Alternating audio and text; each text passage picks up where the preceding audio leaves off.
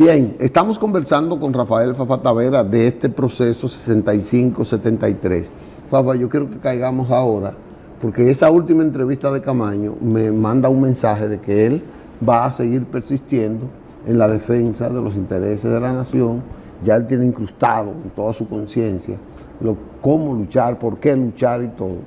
Y después lo encontramos en Cuba preparándose y después en una sorpresiva llegada a República Dominicana por caracoles. A los 13 días de llegar, pues fue acribillado un día como hoy.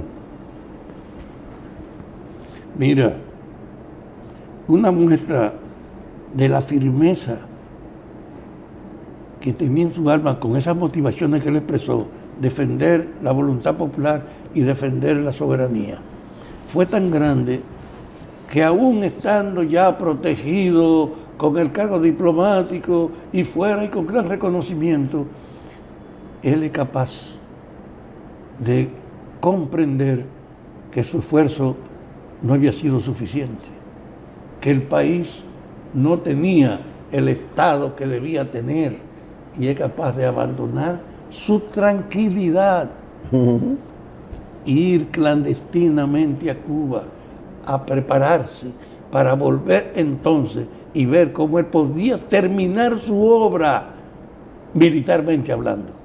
Es decir, su acción demostró un viraje extraordinario de su conciencia y una integridad sin precedentes. Y él estuvo en Cuba. Allá se organizaron algunos vínculos de dominicanos que estuvieron con él. Amaury Germán Aristi fue uno de los que estuvo más cerca y más intimidad con él. Y Amaury era un jovencito que todos teníamos con él un gran vínculo de afecto. Él era del 14 de junio, y en el 14 de junio él salió herido en el asalto de Palacio, donde murió Juan Miguel y Fernández Domínguez. Así que teníamos una muy buena relación. Y ese muchacho, sabiendo lo que hace Francis, va a Cuba, se mete con él, y él viene aquí a preparar el terreno para la expedición de Francia. Para recibirlo con la preparación ofensiva. Entonces, así es que él lo asumen, todos sabemos cuál fue su fin, cómo lo mataron.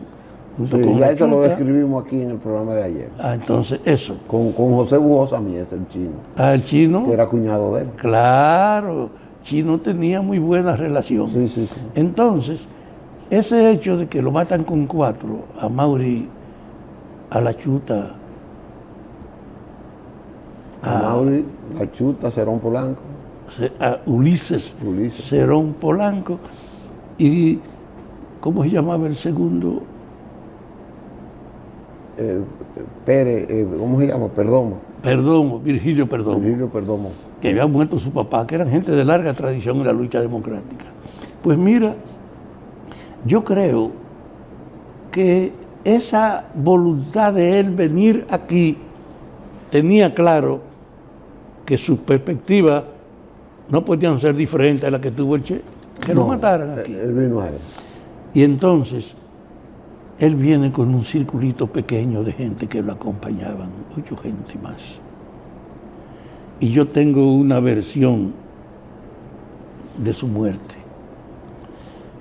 Llegan, tienen una pequeña confrontación con tropas a los 10 y medio de llegar, lo cercan, lo hieren y lo ponen en una silla con un teniente que fue mi amigo. Yo no quiero decir su nombre porque a lo mejor no le interesa a la gente, pero un teniente lo ponen a que cuide a ese hombre que está herido mientras se decide qué hacer con él.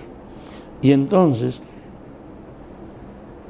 el secretario de la Fuerza Armada, que era Ramón Emilio Jiménez, hijo, fue donde Balaguer: doctor, tenemos a Francis preso y herido. Y Balaguer le dije: pero aquí no hay cárcel para ese hombre. Está bien, doctor, y salió. Y ellos fueron entonces, tenían ahí, y el teniente me dice que Francis, mientras estaba esperando, le dijo a él: teniente, me van a fusilar. Y él me dice, yo me quedé callado, no le dije nada.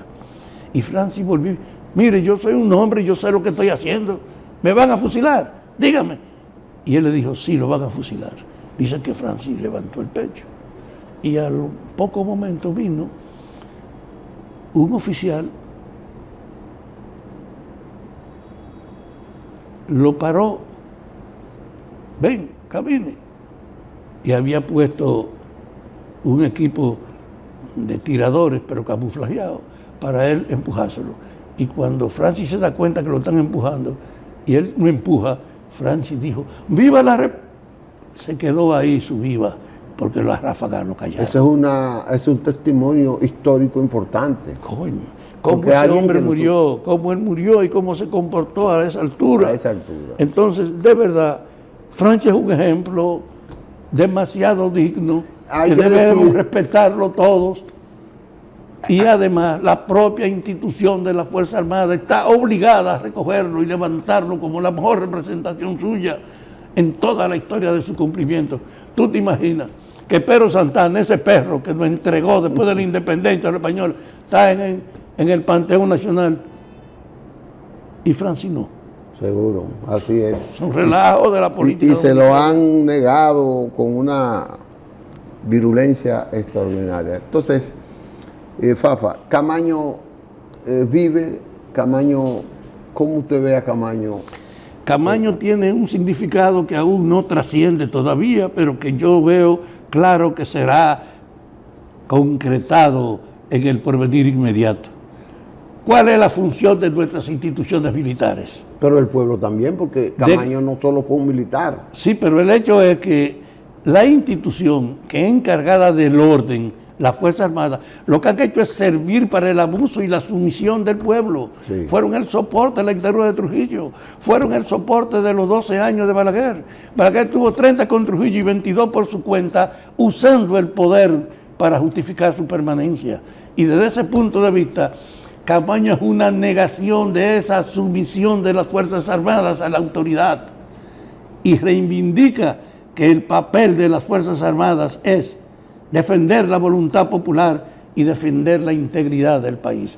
Desde ese punto de vista, él tiene que tomar cada vez más fuerza y yo espero que nuestra institución de las Fuerzas Armadas reflexionen y asuman ese ejemplo de Francis como una guía suya, levantándolo a él y a sus compañeros como un símbolo del compromiso de nuestra institucionalidad militar.